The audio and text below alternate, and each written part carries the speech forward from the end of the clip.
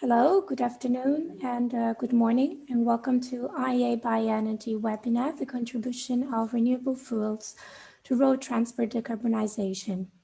My name is Chiara Benetti, and I work for ETA Florence Renewable Energies, technical organizer of this webinar. The webinar will be presented by Dina Bakowski, Unit Head Biofuels Best, Bioenergy and Sustainable Technologies, Juhani Laurico, Senior Research Scientist from VTT, and Adam Brown, Managing Director, Energy Insights. The webinar will be moderated by Luke Bellmans, Technical Coordinator of IEA Bioenergy. During the webinar, you will have the possibility to drop questions by using the Q&A tab at the bottom of your screen. It will be pretty easy for you. Just write the questions in the tab, and after the webinar at the end, the questions will be reviewed and answered during the Q&A session. Please do not use the chat box for the questions, but just tap the Q&A tab at the bottom of the screen.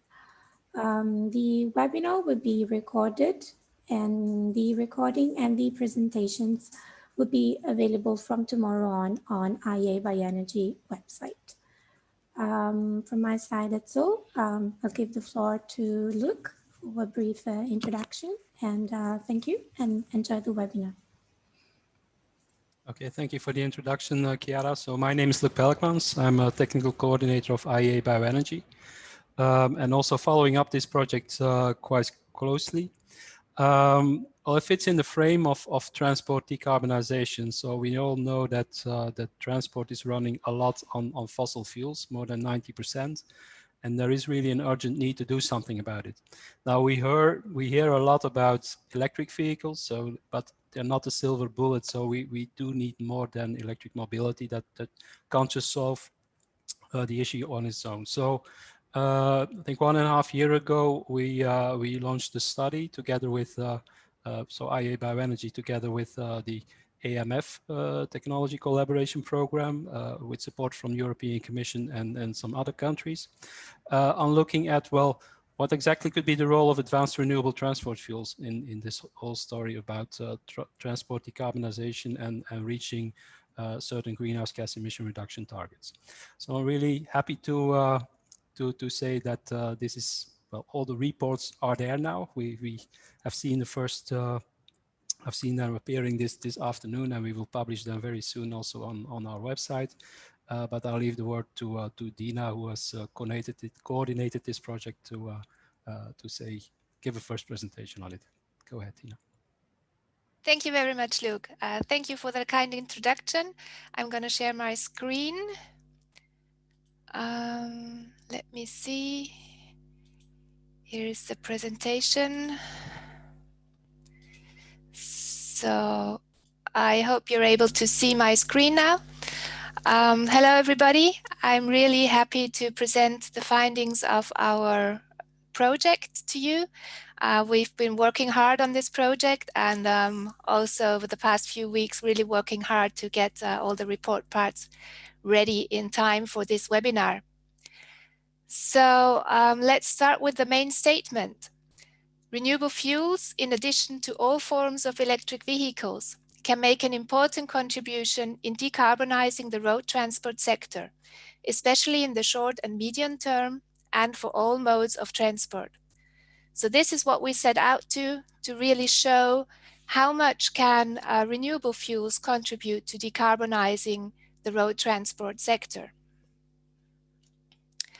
So we, that is, as Luke has already mentioned, the IEA Bioenergy TCP and the Advanced Motor Fuels TCP.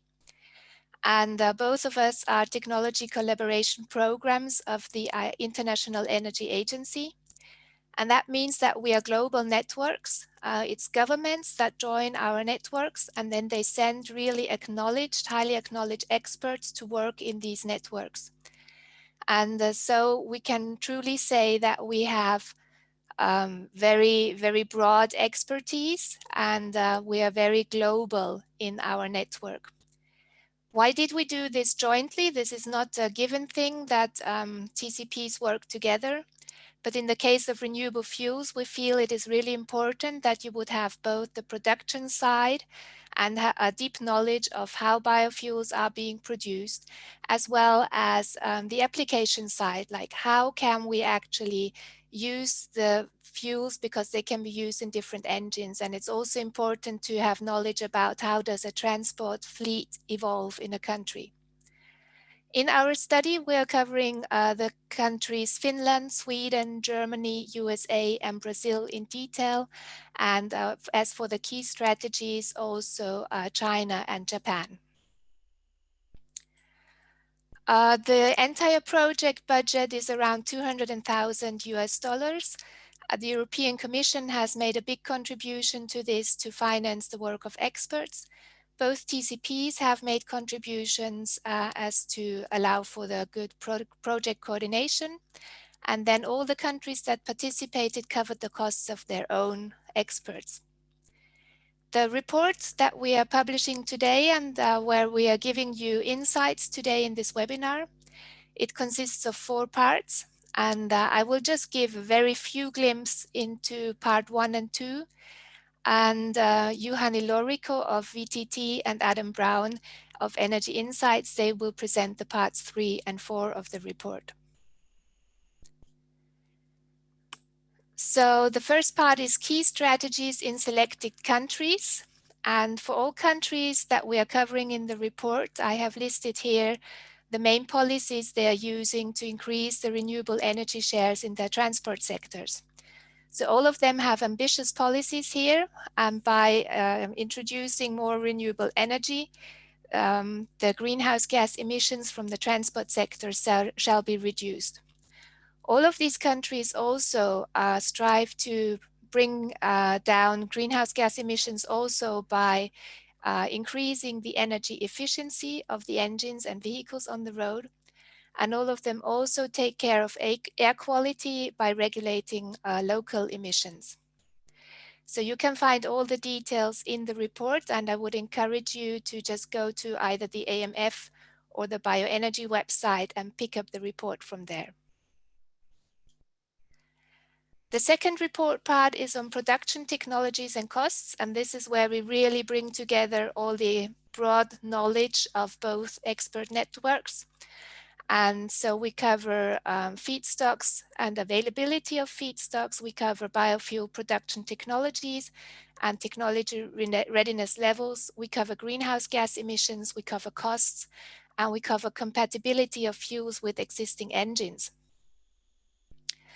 For example, here we have an overview of the biofuel and renewable fuel production pathways. And this is one of the main tables in the report. And another table shows you the different fuels, the qualities in which these fuels are marketed, and also sites in which type of engines they can be used. Then we took a look at biomass supply potential. This is a picture from an IRENA report. So we did not make our own assessment, but a meta assessment of what is out there. And we can show in the report that sufficient biomass supply is there to cover, to be able to produce sufficient biofuels for low carbon scenarios.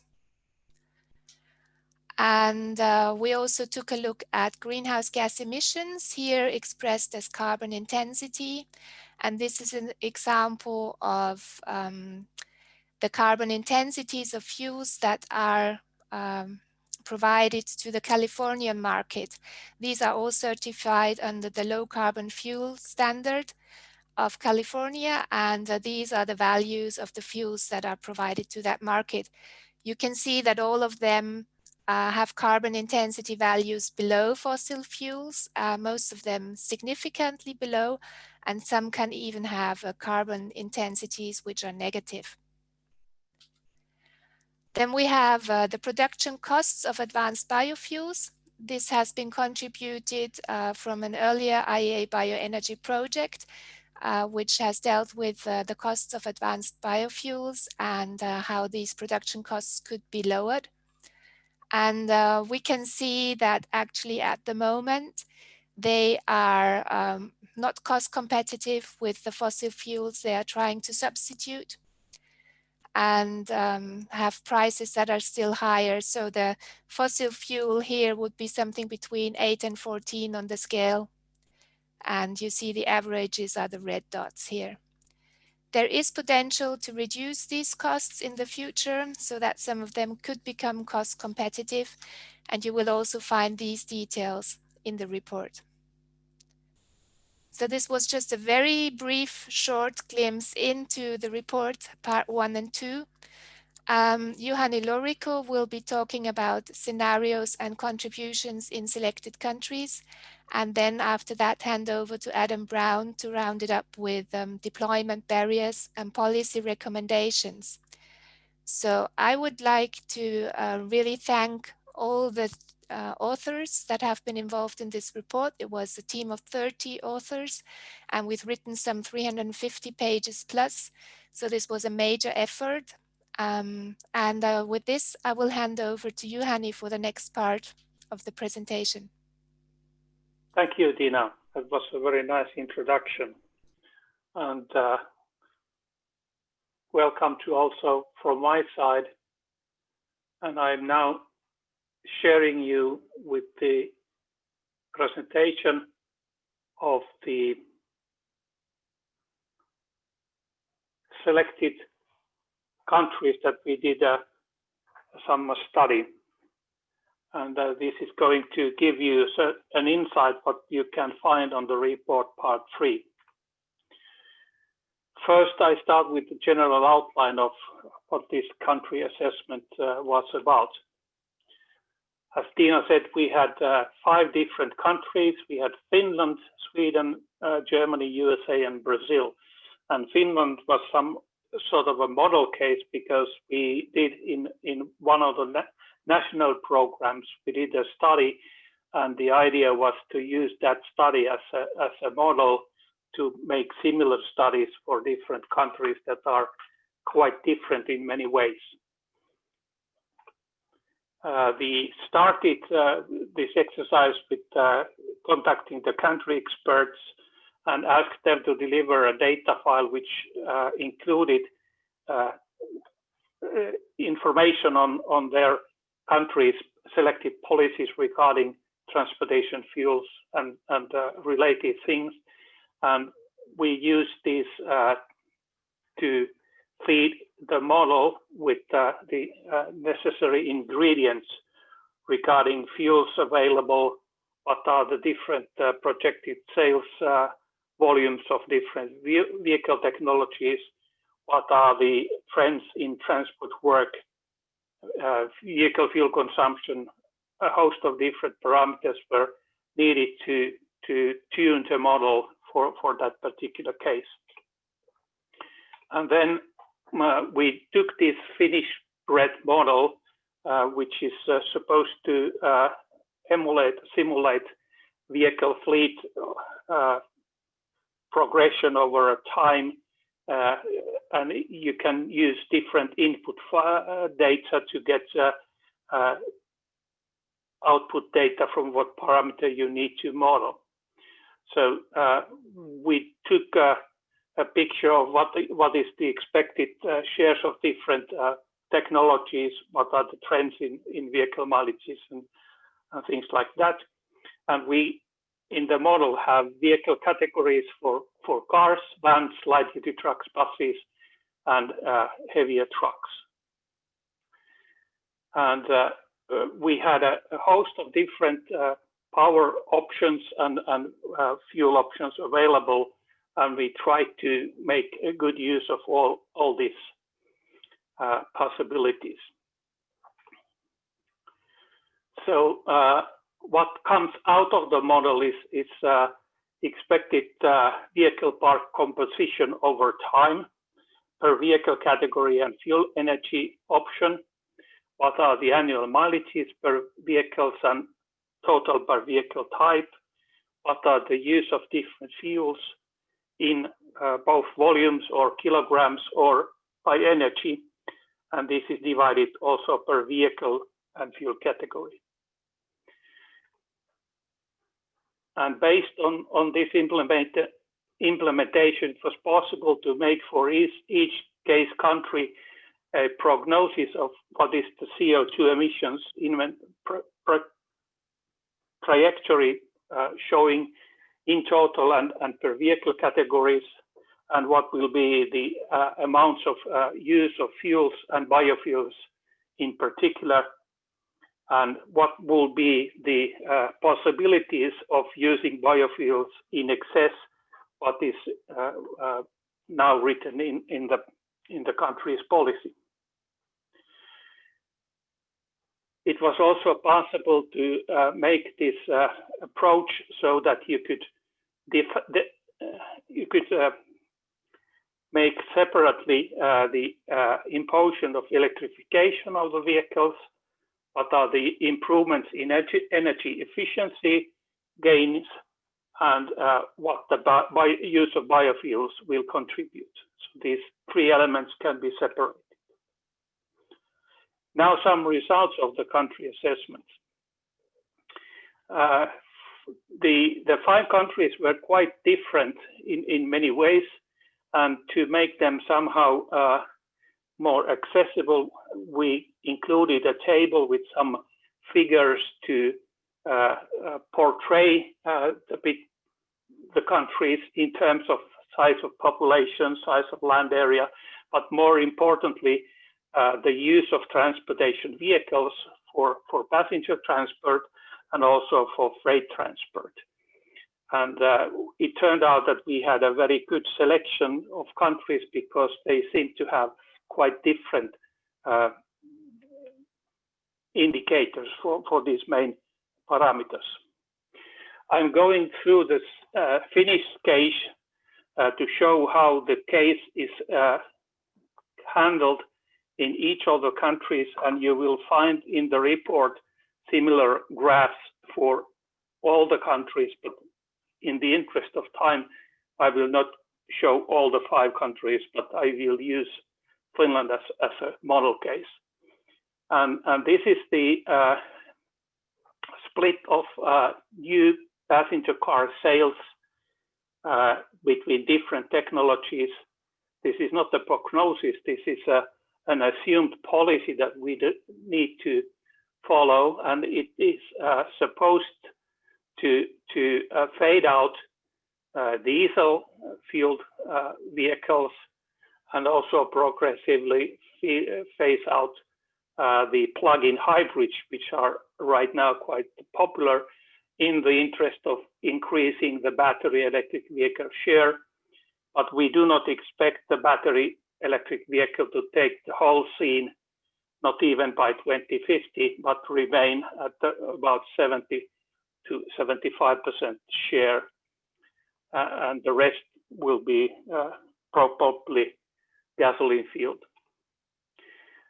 This kind of a share is for all vehicle types, and in aggregate, it gives us the composition of the fleet, and the composition of the fleet gives us the expected energy use for transportation vehicle, road transportation vehicles, divided by vehicle type, meaning passenger cars, vans, buses, medium and heavy duty trucks. This is the energy use, and this is the energy use by fuel in kilotons of oil equivalent, and we'll see that over the time the renewable fuels will gain more, and also the electricity is getting its share progressively. And the outcome of that fuel use is carbon emissions, which we express here as tank to wheel emissions, and only CO2, and not aggregating any other pollutants that have a greenhouse effect, because the calculation of those components is very complicated. We are only talking carbon emissions here. And this gives you the flavor of how the different components of the exercise will work. And you will see that the electrification is taken on first as a first step. Then we apply the improvement in energy efficiency, and as a last stage we impose also the use of biofuels. And this gives you the contribution of these three elements separately. To show how different the cases are, I'm sharing here the share of different propulsion systems in passenger cars in Sweden, Germany, US, and Brazil. And you can see that the outlook for different powertrain options look very different. And also I can tell that the outcome of the calculations are also very different. Putting together first the energy used per vehicle category at the base cases, which is what we call the stated policy case, we can see that the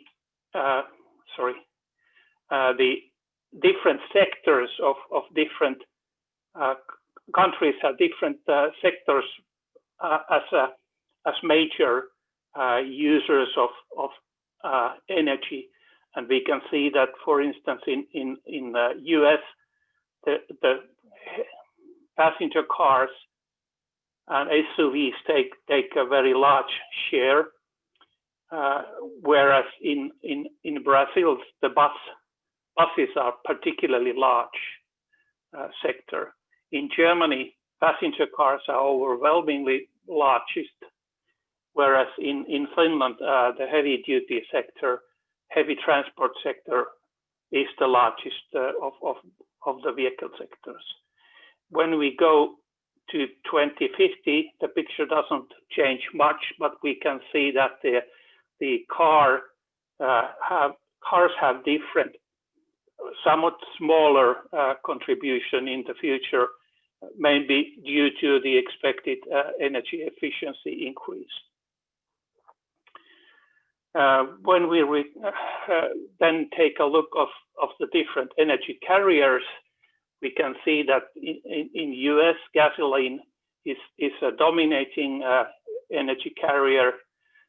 In Germany, diesel is the largest pool. In Finland, we have a lot of renewable diesel and other renewable fuels already in use, whereas in Brazil, ethanol has a very high share, 25%. And Sweden has a quite rich mix of different options, although they are quite small at this stage.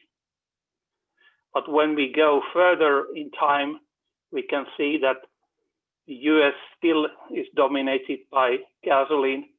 Germany has still lots of diesel. Finland will increase the share of renewable diesel. In Brazil, ethanol stays. US starts to have some other renewables rather than renewable diesel and ethanol. And Sweden expects electricity to take a very nice share of the electricity of the transportation energy. In size, it matches almost the size of gasoline. And in Germany, hydrogen is getting noticed on this total level. Of what we call the current policies cases, the expected reductions in transport emission, in road transport emissions, range from somewhere from 6 to 30% by 2030, increasing up to more than 50 or 60% when we go further in time for the European countries. However, we can see that the expected emissions reductions in US are not that much. They remain about the same level as 2040. And the case of Brazil is different because their economy is in such a strong growth that their emissions will not go lower, but they will increase. However, we must say that the biofuels help to alleviate that growth quite a lot. We basically had these current policy scenarios where we had the energy efficiency, biofuels, and electric vehicles as the main tools to address. But we also devised further scenarios where we exercised these different elements differently, and we had a scenario where we introduced more electric cars. We had a scenario where we tried to maximize the use of biofuels, and on top we also did something which we call e-fuels, which are basically electricity which is turned to a liquid which you can use in normal transportation vehicles. First, the more EV, and we had a scenario for EV for each of the stated policy case, but we maxed the use of electric vehicles by increasing the penetration. And this figure is the increase in EV sales for Finland. We boosted the sales and we tried to see what happens to the emissions. But at least in the case of Finland, the return was not much. The dotted line is the CO2 emissions compared to the green line, which is the base here.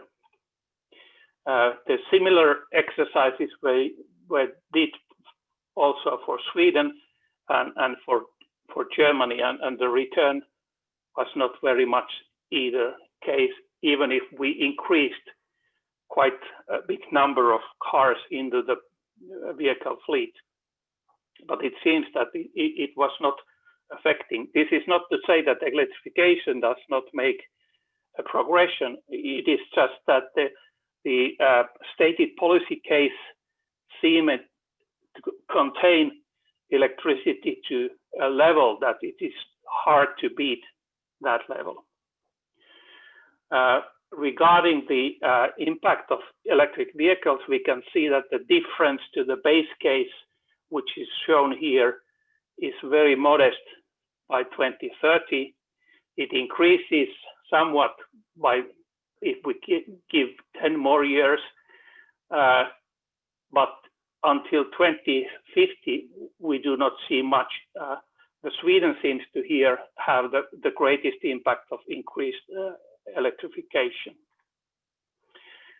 Then we have this max biofuels case where we try to use as much as possible compatible biofuels given the constraints of the vehicle fleet composition.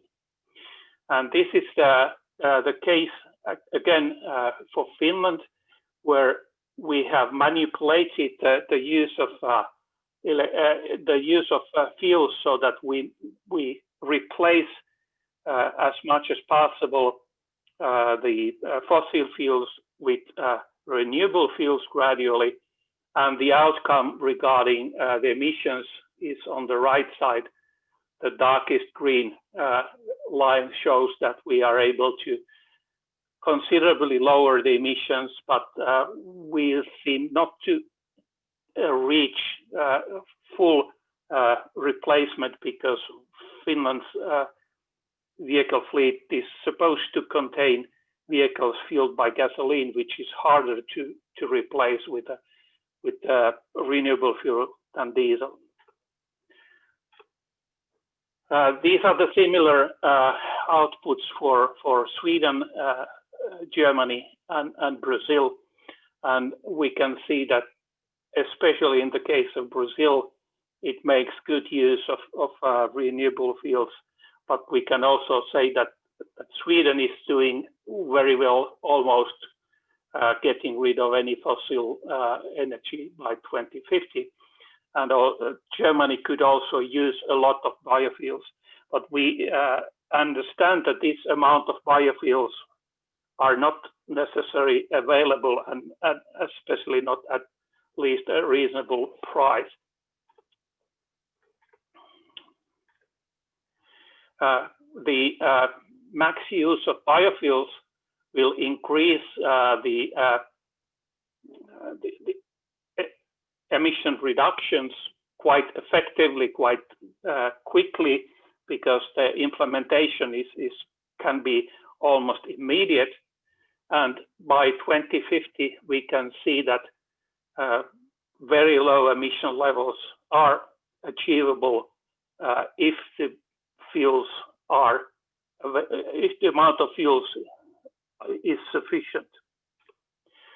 As the last case, we studied the possibility of removing the last fossil fuels with renewable fuels made from electricity and carbon dioxide.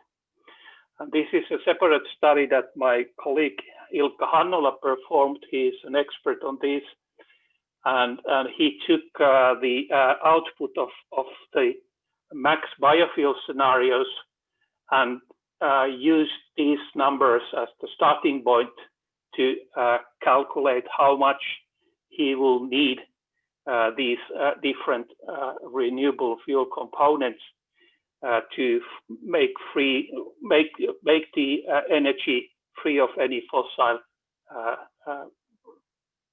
energy.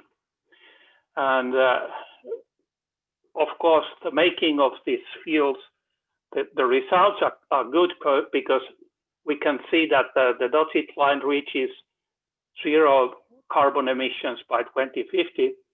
It's technically possible, but if you need to make the fuels of renewable electricity, there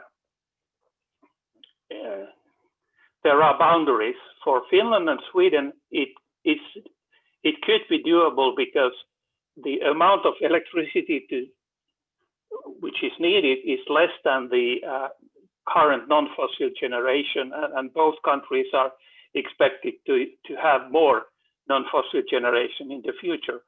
However, for Germany, the amount of fuels, the amount of energy to make those fuels in 2050 will be more than twice the amount, or about twice the amount of renewable production at the moment. And for Brazil, the case is even less rational. So for Brazil, this is certainly not the way to go. And here we also have the numbers for CO2, because CO2 is the other component. And for Finland and Sweden, we have industrial CO2 emissions that can be captured. Also, Germany has enough CO2. It's not an issue of lack of CO2, but for Brazil also the CO2 emissions to be captured for this purpose are inadequate. In summary, we can say that for this exercise, we had a good selection of different country cases because they had so different structure in road transport vehicle pool composition, and they had different usage rates of different energy carriers. All the current policy cases led to reductions in CO2 emissions if we exclude Brazil, because the Brazilian economy is expected to grow, and this is expected to show also in carbon emissions. The contribution of electrification, increasing the energy efficiency, and use of biofuels could be separated in our analysis. we did not show very much progression and returns while increasing the battery electric car sales. However, we must say that the possibilities of electrification, they are wider and wider every year. So maybe when we start to electrify the heavier sector, we get more returns. We could see that maximizing the biofuels use will bring good reductions in CO2 emissions and quite fast. And using the renewable electricity to produce e-fuels seems to be an interesting option, but for some cases, the complete replacement of all remaining fossil fuels creates such a large resource demand that it is not possible to make this exercise in reality. This was just more of an academic assessment. Thank you for your attention, and I'll wait for your questions. And I will now hand over the screen to Adam.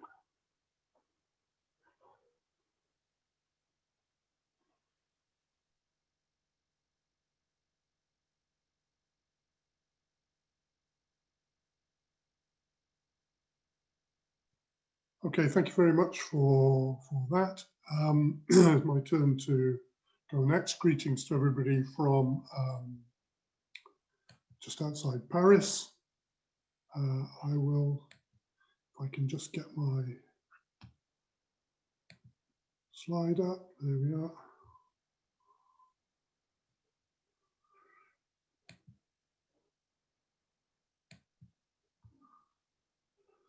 There we are.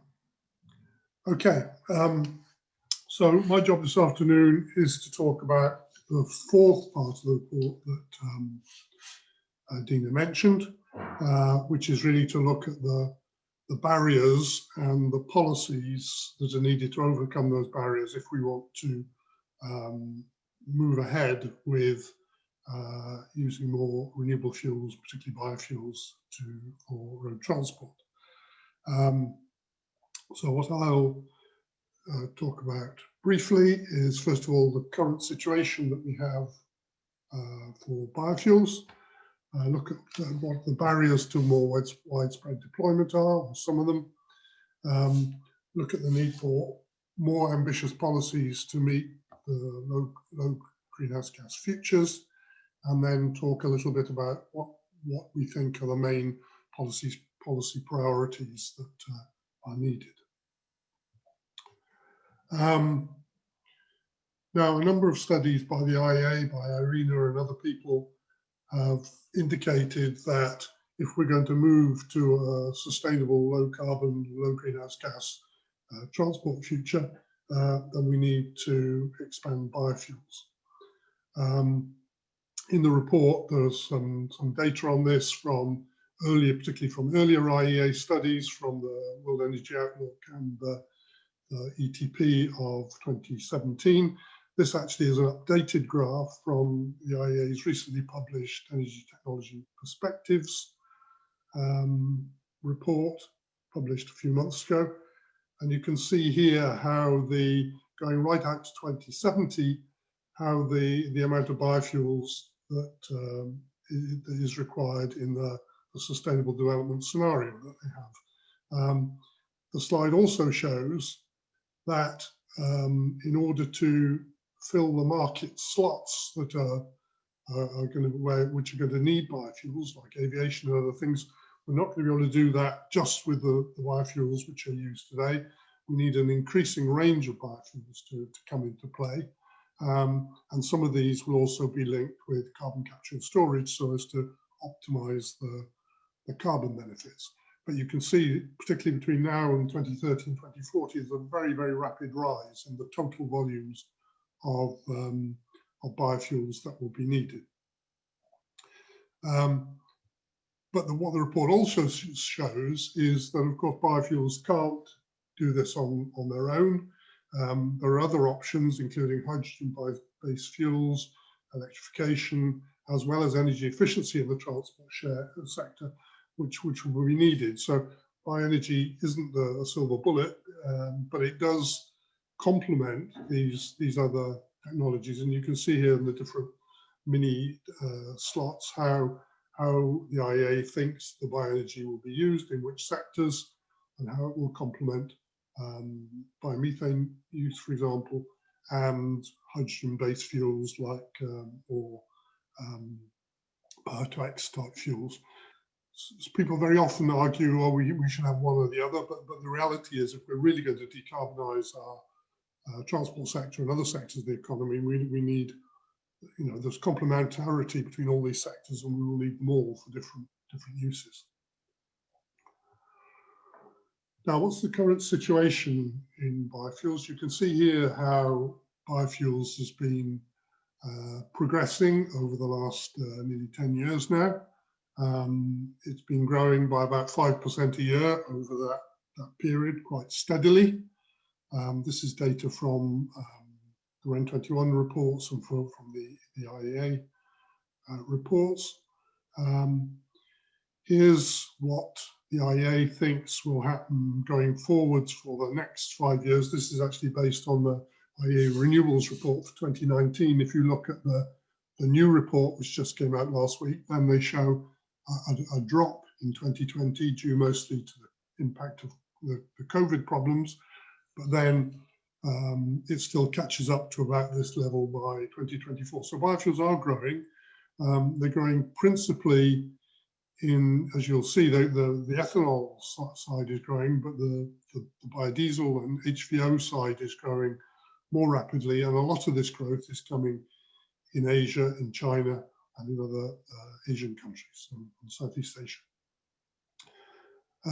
But let's look forward again, and if we compare that growth trajectory with the levels of biofuels needed in the IEA's sustainable development scenario, and in its what used to be called the NPS scenario is now called the SPS scenario, you see actually this rate of growth is nothing like enough to get us where we're going to be. And you see the NPS bar here. This shows what the impact of all the policies which are proposed at the moment would have if they were properly executed, and that's nothing like enough to get to the level that the IEA believes is needed to reach this sustainable development scenario.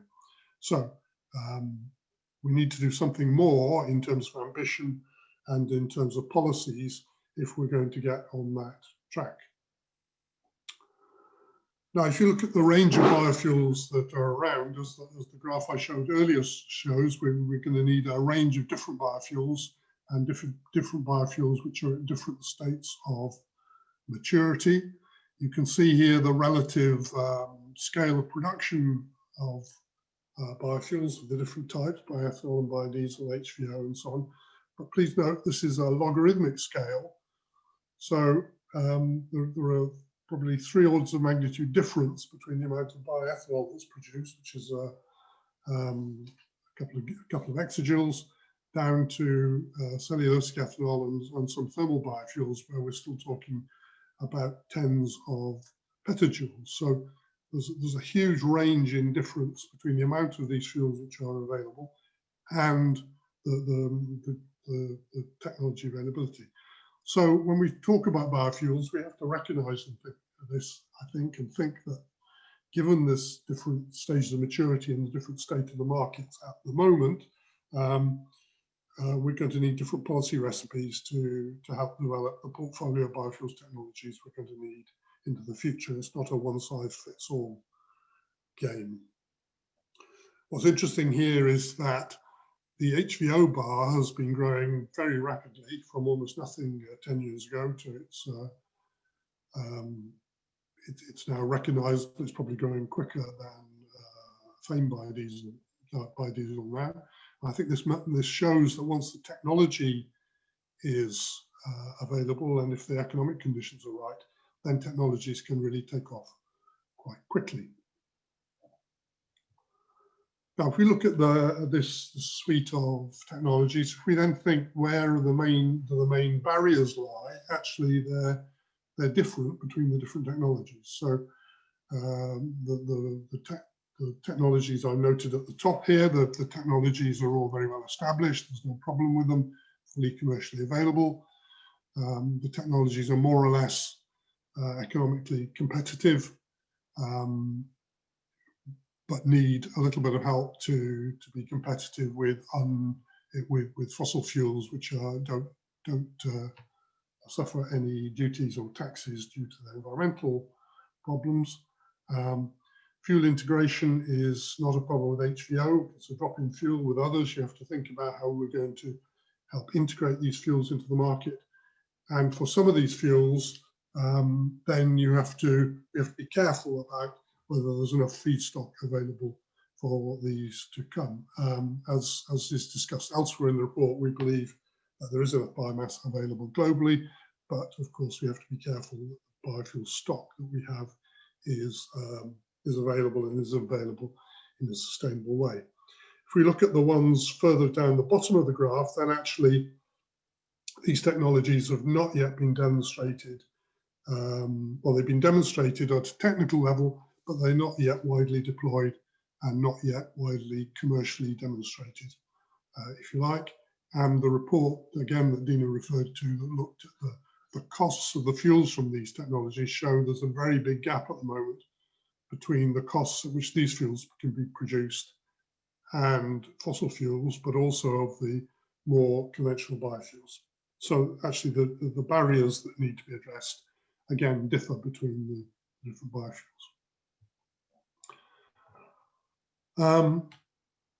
In the report, we discussed quite a lot the various barriers to deployment of advanced biofuels. I've just picked this out, which is a summary of a study that IRENA did, where they talked to the CEOs of many of the main companies developing advanced novel biofuel solutions and asked them what they thought were the issues holding back advanced biofuels. The top priority for them was not having regulatory certainty, having regulatory uncertainty, particularly in Europe, where the support mechanisms and the regulatory regime has changed several times. They also noticed that the regulation and legislation in this area tends to be complex, partly because of the different fuels available and the different types of the different barriers that different fuels face. They felt that the support levels for some of these fuels were not high enough, and that it was difficult to get hold of finance to build plants at reasonable costs. They liked straightforward tax or obligation-based regulatory systems, and particularly fuel-neutral carbon intensity-based mandate systems like the low carbon fuel standard in the US or the new renewable bio system in Brazil. They believe strongly that strong sustainability standards and certification schemes are needed to enable biofuels to develop, but they said that what was needed was accurate and reliable methods for GHG calculations and land use change and indirect land use change, and more harmonization between the different fuels, because at the moment in different markets the criteria and differ, and that makes their lives very difficult. So that's a CEO view of some of the things holding back biofuels. So let's look at what some of the main policy requirements that there are if we want these biofuels and actually other low carbon and renewable fuels to develop. What do we need? One important element is to look at how the people talk about leveling the playing field. That is to say that if fossil fuels with their greenhouse gas emissions, if those emissions are not taxed, then it makes an unlevel playing field, and that's not really fair to the biofuels and other renewable fuel sector. and there are ways in which that can be addressed.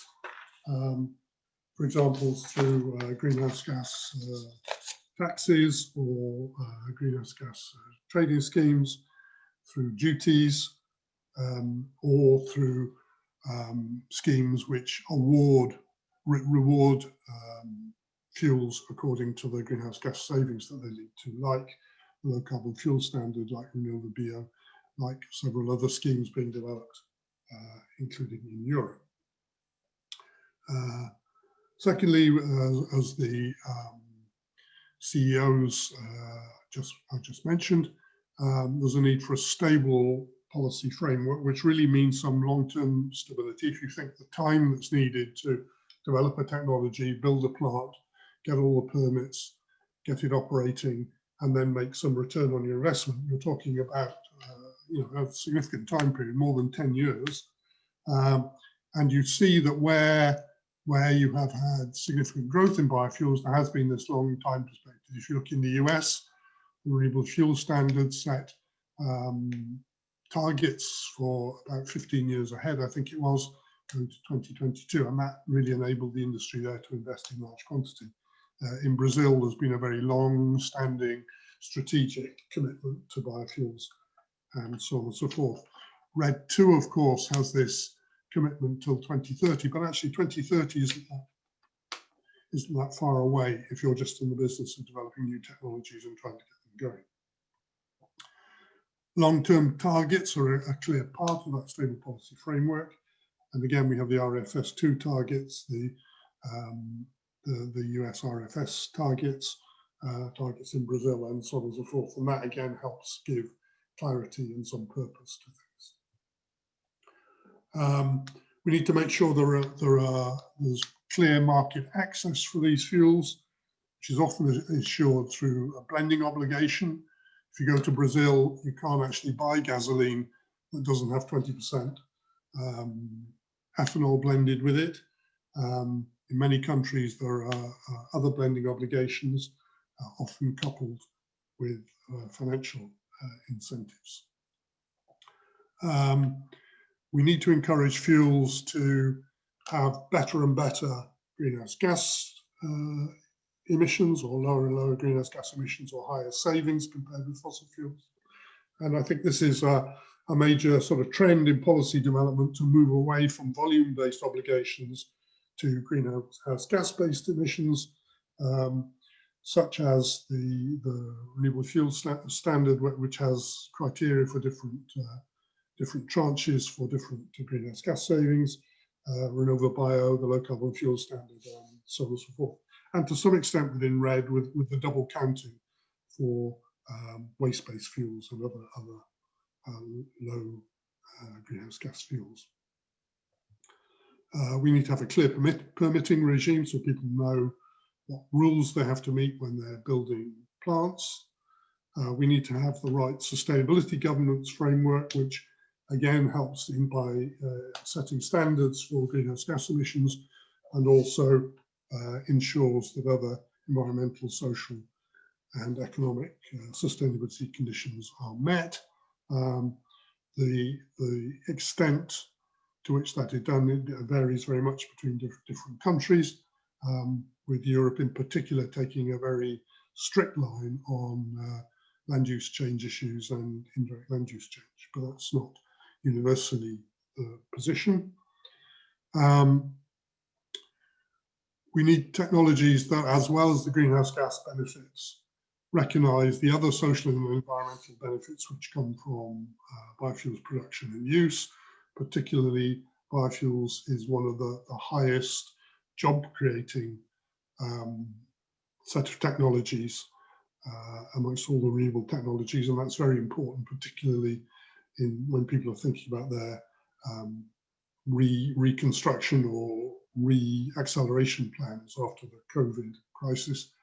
And then lastly, we need to think about progressive blending regulations.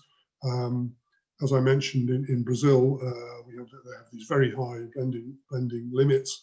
Other countries have regulations which permit or encourage people to start going beyond the conventional blend walls that are thought to be in some countries, but other countries are much less progressive in that. If you think about the UK, it doesn't even have the 10% blending regime for ethanol in gasoline yet, I don't think. So those we think are the main policy requirements. The way in which those are executed in different countries are different. There are different ways you can meet each of these, and I think the choice of which detailed instruments you use depends very much on local policy and local requirements and so on and so forth. But if we want to get these new fuels into the market, we probably need some new things. We need to help get through to the point where the technologies are proven. We also need to get the technologies commercialized to the point that people can build enough plants to gain experience and start to bring down the costs so they compete with the other biofuels that are around, but also get closer to fossil fuel prices. The sorts of things that are needed here, special obligations for new fuels, which are available in a number of areas, particularly in Europe, where there's an obligation for better performing fuels. Of course, support for research and development and demonstration. If you look, for example, at the US, they have an enormous, very supportive RD&D program, as well as other ways of helping get these fuels through the commercialization process. Additional support to bridge the price gap, which again can either be rewarded through rewarding greenhouse gas savings or in other ways by creating special tranches for advanced biofuels, as is the case in the US, for example. And then direct help in helping get finance support for building these large-scale plants. A big new advanced biofuels plant isn't like a solar panel. It's not a modular thing you can test and build and refine at a small scale. If you're going to build one of these things, you're talking about a very big investment. And so raising the finance for this is a big issue. So there are mechanisms like loan guarantees and so on and so forth, which have been deployed in a number of countries to help provoke these new technologies. I think they're all very important. I think what my reading of the situation is that if a country decides it's really going to promote biofuels as part of its low carbon program, then it can do it. There are enough tools and experience of using these tools around to do it. But first of all, policymakers have to have confidence that biofuels can make a major contribution to reducing transport emissions, recognizing this isn't a silver bullet, that it complements the other things. And I think, as a number of analyses, including those the IEA, IRENA, and other people do, if you take an evidence-based approach to this, you look calmly at the technologies, then that's the conclusion you come to, that we need a range of solutions, but the bioenergy does actually play, and can actually, and must actually play an important point if we're going to meet our objectives here. And once that confidence is in place, then you can design policy packages based on local circumstances, which will deliver the benefits. But I think getting this policy message across that is actually the key barrier. And countries and regions which have taken this decision are actually making the most striking progress. So just in conclusion, biofuels have an important role in sustainable future transport systems, including for road transport and including with the other alternatives. Biofuels use is growing, but it's not growing anything like at the rate which we will need if we're going to meet these low carbon, low greenhouse gas trajectories. And if we're going to get close to that, then current policy portfolios need to be more ambitious and to try harder. Where people do that, it has been shown to work. But policymakers will only do this if they're confident that biofuels can really deliver their low greenhouse gas energy sustainably and reliably. And I'll stop there now. I think I'll hand over to Luke for the questions. Thank you. Thank you, Adam, and also thanks to Dina and Juhani for these excellent presentations. Let's now go to the Q&A. There's been several questions here. A number of them have also been shortly answered, and some will come back also in the Q&A. But let's summarize some of the tendencies there are, and I'll also keep an eye on some new questions appearing here. So one or several of the questions were about emission factors, because now the emissions of biofuels are considered as zero in these scenarios. But how do we consider the emission factors and LCA values? Dina, maybe you? Yes, so actually it's in Juhani's part of the report and calculations, but this is a question that is really asked very often, and also in this Q&A it was raised at several points. So for all the calculations done on the evolution of transport sector greenhouse gas emissions, we are just showing tank-to-wheel CO2 emissions. And biofuels there are considered to have zero tank-to-wheel CO2 emissions. And also we're not accounting for any upstream emissions from electricity generation in the electric vehicles. So it is kind of the ideal picture if all of these provisions or production pathways would be zero with zero carbon emissions. And I don't know whether Juhani would like to add something to that. I think that was the core of it, and I would also like to add that it's to be able to calculate the different upstream emissions for all the different biofuels that are available. It's a horrendous task. We just here calculated the volumes of fuels necessary to achieve low fossil carbon emissions, and there are other exercises that can take that part, and they have already made a good analysis of different biofuel production schemes. So this is just the end use perspective. Mm-hmm. Okay, thanks. I think we also have to note that well, there's a tendency, of course, both of electricity and of biofuel production to have lower greenhouse gas footprint in the longer term. Also, I think both are aiming towards zero and even negative emissions in longer term. Okay, thanks for answering this. There was some questions also related to how do conventional biofuels fit in this, and how did you define advanced biofuels? So is it only about advanced biofuels, or do you have all the biofuels in there? Yes, we had all options, but since at least the European perspective is that there's a cap of using the traditional biofuels. The cap is at 7%, so we could not expect more, and we expect the increased use of renewables to come from more advanced fuels.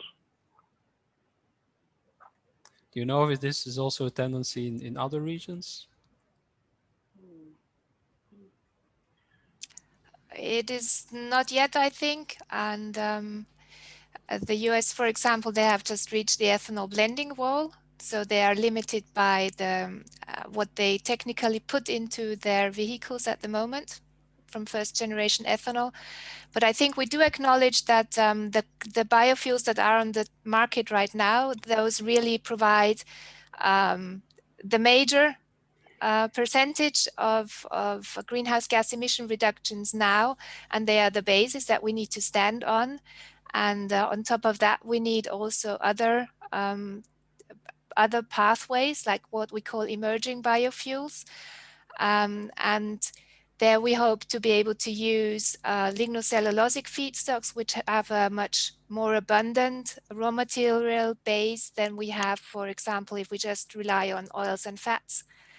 or sugar and starch crops. So that's why we see the need to also stimulate emerging biofuels. There were some questions also about the availability of sustainable biomass. So you already said something about it. So do you think if this role, like the max bio that you had in the scenarios, so is there enough biomass to feed into this, or do you get into problems at a certain point? Yeah, so it's actually the same question from the different angle. So yes, it depends on making available technologies that can use a really broad feedstock base with more potential, and then that will be possible. We do have a picture comparing the fuels need from the assessed countries to the currently available advanced biofuels, so-called advanced biofuels. And we see that the 2050 demand of these countries could not be covered now, but can be covered in the future if production capacities take up as they are expected, and more or less actually as they have to in order to meet the low carbon scenarios. And of course, we have just looked at 5 countries and not at the world in its entirety. And I don't know whether Adam would like to add something on this point.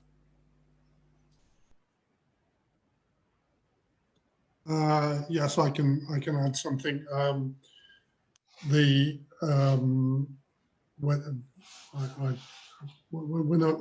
I did the work for the IEA on the bioenergy roadmap, we looked quite carefully at biomass availability.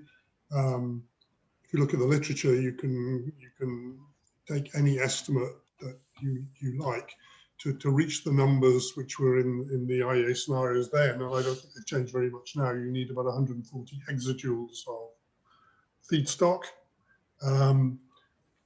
From memory, about 100 of that, or a bit more than that, we think is available from things like crop wastes and other biomass residues and wastes. You can imagine getting some from some forestry processes, and some needs to come from agriculture. But I think the conclusion we came to was that it had nothing certain, but it looked as though there was enough, or there could be enough bioenergy to meet those requirements. But we're a very, very long way away from reaching that now, and certainly there's no barrier at the moment to progress because of feedstock availability. And I think in the future we will see some more biofuels feedstocks coming from agriculture, but not just in terms of energy crops or energy forestry, but from co-production of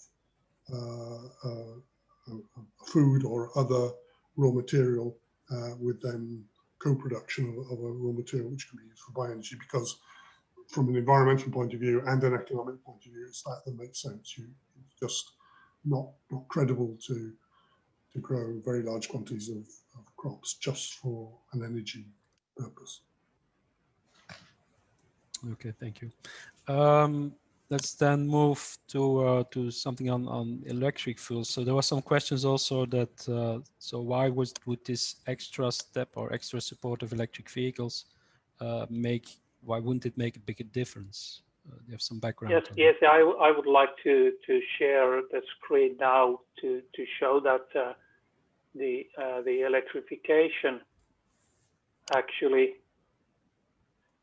you are probably now seeing this, or on the wrong end of it. So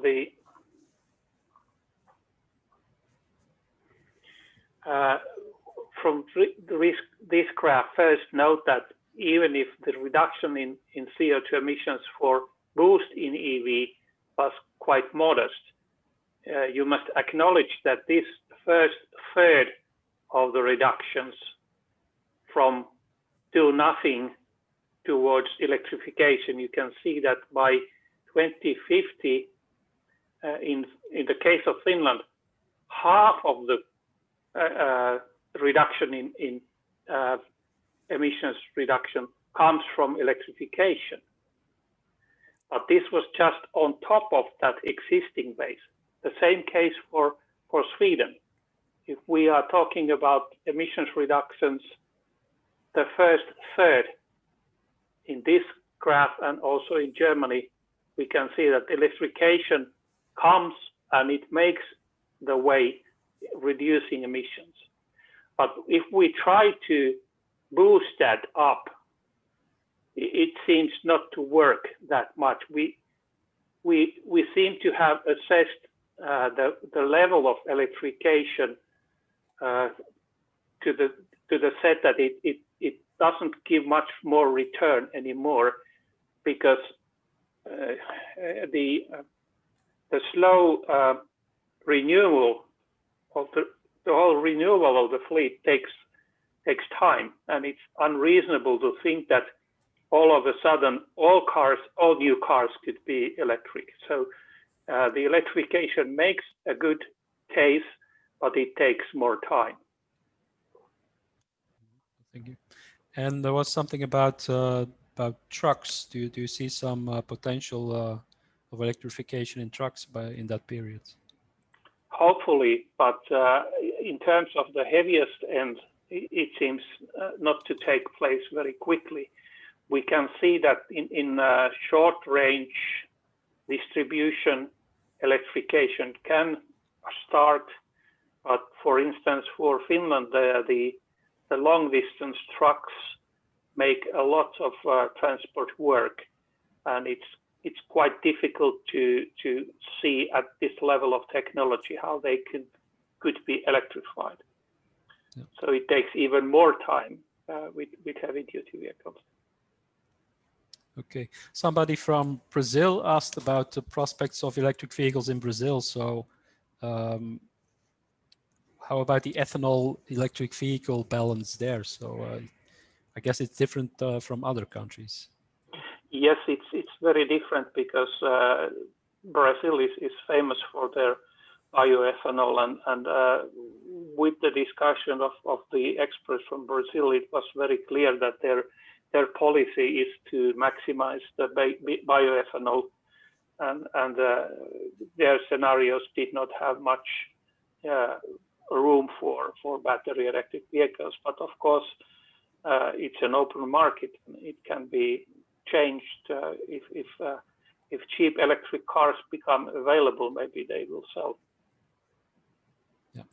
Could I just say something to that? Yeah. Okay. I think one important point to note is the effect of, if you have massive increase in electric vehicles, you have to think quite carefully about where that electricity is going to come from. Because if you think that the energy currently used in transport is about the same as the total current electricity use. So you have to think carefully about where that electricity is going to come from. And if you have a country where electricity demand is already growing quickly and you're having to build new generation and think about how you're going to meet that, then of course that's a bit of a disincentive to add on top of that another big tranche of electricity for transport. So I think you have to think in different countries where they think they're going to get that additional electricity from, and whether they think they can easily do that and green electricity at that. And I think in Brazil, their priority, first of all, is to make sure they have enough electricity to meet their electricity needs. And when they've done that against a growing load profile, then they might give more priority to electricity. But I think at the moment, they don't think that's the priority. And for example, they're doing interesting things like using ethanol in fuel cell-based cars as a way of taking advantage of the additional efficiency of electric vehicles, but without using grid-based electricity. Yeah.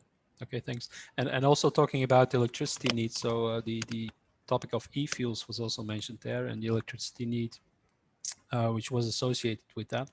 There was a question about the CO2 needs also of the e-fuels. Would that be from biological origin or from fossil origin, or How do you see this, and how does that limit the e-fuels perspective? Basically, the CO2 can be either fossil or biogenic, but the numbers that were shown were reflecting to the currently available industrial CO2 sources that were also part of the data that was brought in by the country experts. So that was just putting them in perspective of present-day availability of both CO2 and carbon-free electricity. Yeah. Okay. Thanks. Well, some questions also maybe at the longer term of how you see the future of renewable fuels post 2050, then with even more electrification and also in the car market. Do they have a future there still, or will we see a shift to other markets, or how do you see that?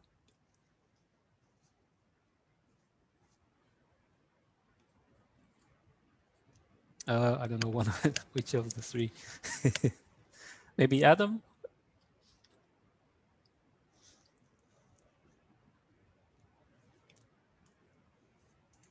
If you can unmute yourself. I think particularly if we're talking about road transport, I would have thought that it's more likely that direct electrification will be the priority rather than e-fuels. Why take electricity and have some efficiency losses and so on and so forth to make it into e-fuels, and then put it in a car which runs much more efficiently on electricity anyway? I'm not quite sure I see that. I think if there's a growth in e-fuels, it might well be in other sectors like the aviation and marine sectors where it's much harder to do direct electrification. So I would imagine that that would be the priority. Let me just look at the graph I showed earlier, which from the IEA, which highlighted this, if I can find it.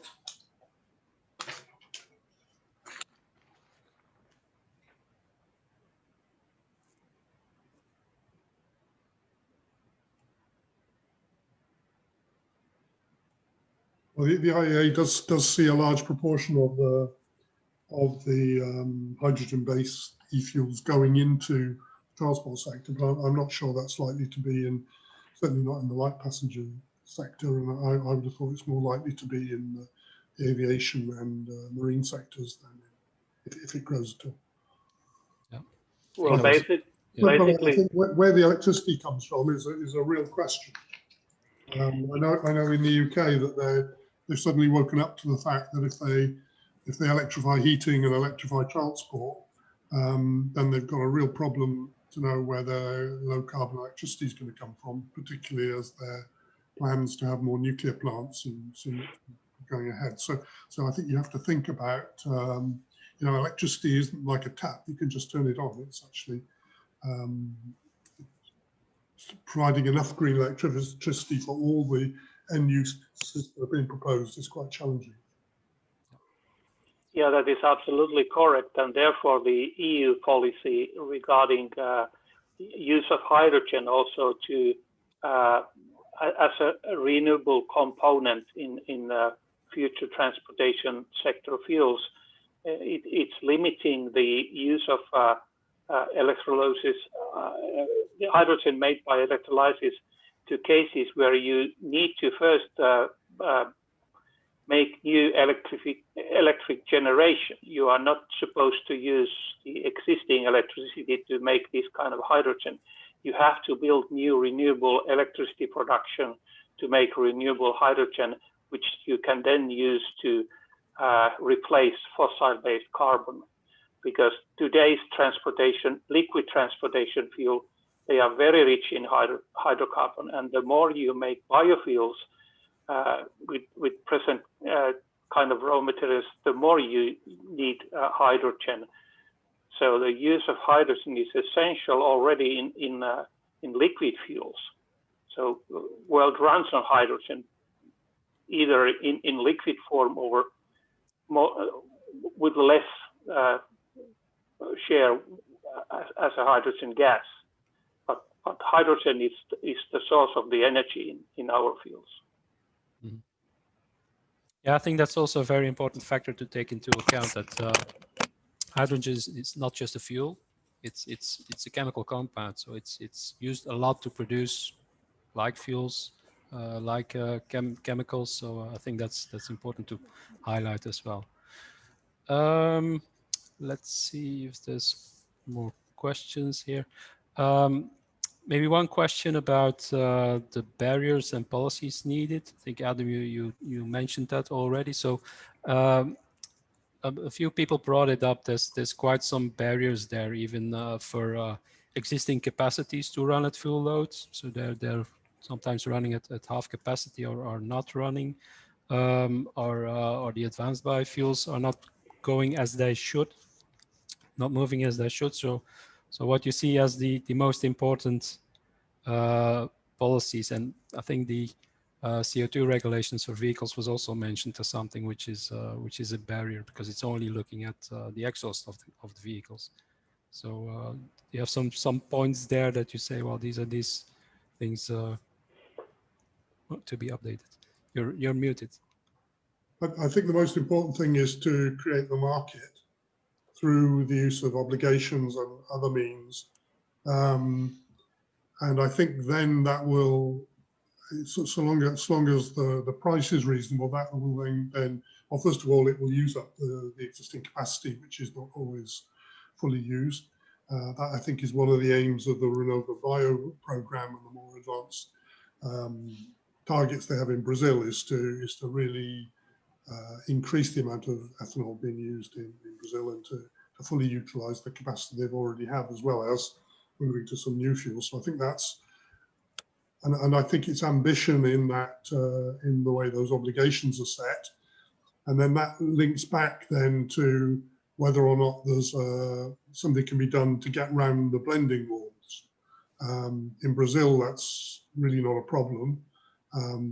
They have flex fuel vehicles which can use any proportion of ethanol they want. So that's not a problem there. But in other countries, like, for example, the US, I mean, the US hasn't reached the declared level of ethanol in the RFS, but they haven't pushed the limits on that because they're worried about the blending rule.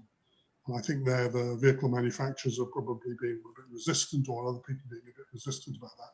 But like other countries have shown, you can go to 15% or more than 15% without having any problems, and actually the additional costs of going to a flex fuel vehicle is very low. So I think there are some ways of getting around that barrier, but I think that's one of the main barriers that need to be attacked. Mm-hmm. Yeah, I think one of the things. I think the HVO experience shows that once the technology works, and people have confidence in that, and they can develop the feedstock supply chains they need, then a technology and a fuel can actually grow pretty quickly. Some of the other fuels have not really got off the first base. We don't have, for some of the technologies, we don't have half a dozen large-scale, commercial-scale plants reliably operating yet, despite a lot of effort. So until you get those plants operating, then you're not really going to cease, which was my little slide I showed earlier. In some cases, it's still the technical and the commercialization issues which are the barrier, not the other barriers which haven't switched in yet. Okay, so I think it was brought up also because the CO2 regulation, at least in the EU, doesn't take the biofuel part into account of the fuel. So there's no real drive for car manufacturers to improve its the compatibility or to produce flex fuel vehicles. So I think that's also pretty driving. I agree with you. It's a bit difficult to understand why they're sticking with that. That does seem to me an easy thing to fix, which would help decarbonize the system much more quickly. Yeah, Luke, I would like to add that we had some very interesting suggestions also last year when we had that workshop in Brussels, and we had invited the industry to reflect our results. And so there were 4 policy suggestions from the workshop which were really important, like a focus on the carbon intensity of the fuels to really reach a good impact there. Then there was also the suggestion to allow the automakers to make use of the greenhouse gas reduction of the fuel in this emission fleet targets that we have in Europe. Also, it was suggested to get the oil majors involved and really do this together with them. And finally, which is more provoking also, is why not turn the tables? Instead of saying we need to have that much renewables in the share, why not say we have to phase out the fossil fuels and just put limits on what may be emitted from fossil sources in certain years? So those were suggestions from the workshop. Yeah, I think very good points. We're coming to the close of the session, more or less. I think one final thing that some people asked, can a similar work also be done for other countries? So how were the countries selected, and is it open to do this for other countries as well? Because there seems to be some interest in that. Yeah, so the countries were selected according to their importance for the global transport emissions, greenhouse gas emissions, and also whether they have policies in place already to decarbonize. And then, of course, it was a matter of to which countries do we have access? So where can we really find the national experts that will provide us with the insights that are needed for such a discussion? Because it is very hard to do something on a country where you don't have a local expert providing you with all the insights. And I remember we had very long discussions with Brazil, for example, because it is so different from what we know in Europe. So we would be very happy, of course, to do the study on further countries as well, but it all depends on the funding available and on the access to the national experts. Yeah, I think yes, so. we would like to have done also China, but we ended up with the situation that they could not support us with enough data because the model has no intelligence. It only crunches numbers that you feed in, and it gives you an output. It doesn't have any forecast modules for any parameters. So you have to use external means of producing your forecast, and then you can do this kind of analysis. Yeah. Okay, thanks for that. And well, of course, our TCPs, our technology collaboration programs, are also a good way to interact with other experts globally. So AMF from the side of the transport sector itself, and IEA Bioenergy more on the side of the production of the biofuels and the markets for it. So if you're interested, you can also have a look at the website to know more about our organizations. Is there any comments that you still want to make to the speakers before we close it? Not immediately. Okay, then I would like to close this session. So the presentations, also the recordings of today, will be available from tomorrow on the IEA Bioenergy website. I don't know, on the AMF website, or you will refer to the, Dina, you will probably refer to the Bioenergy. Yes, we will link to you. We have the report online already, and you will have the recordings, and we will link vice versa. We will link wise also, yes. Reports are there. We will also publish them in the next few days, the reports on our website as well.